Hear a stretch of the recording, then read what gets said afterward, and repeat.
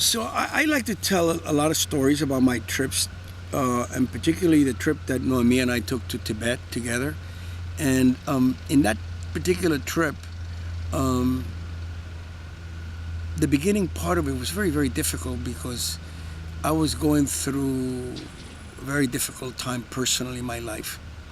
Um, we'll tell that story at some other time, but enough to say that I ended up quarreling with Noemi practically every day, because we were sharing a tent, and the water would get spilled, and I would blame her, and she finally, in her wisdom, says, "If I bathe you and you bathe me, I think the water will not spill," and that happened.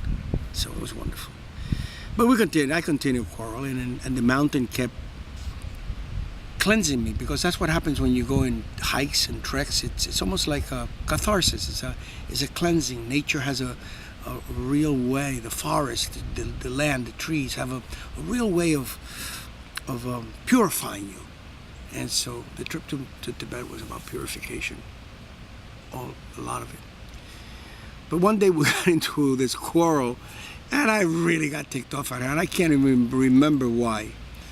But it was part of the rule that no one would walk alone. You would always walk with a partner, because these are long trails and very, very high up, and so people trekked in clusters. But the minimal cluster was a person with two. But I was so ticked off that I forgot about that, so I went off by myself, and steaming and fuming and going through all the demons in my head about why I was here, why I was there with Noemi.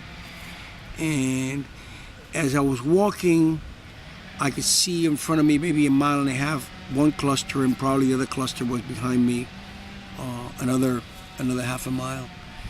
And in this furor, as I'm walking, all of a sudden I did hear some sound, and it was like a hissing sound, but I didn't pay any attention to it.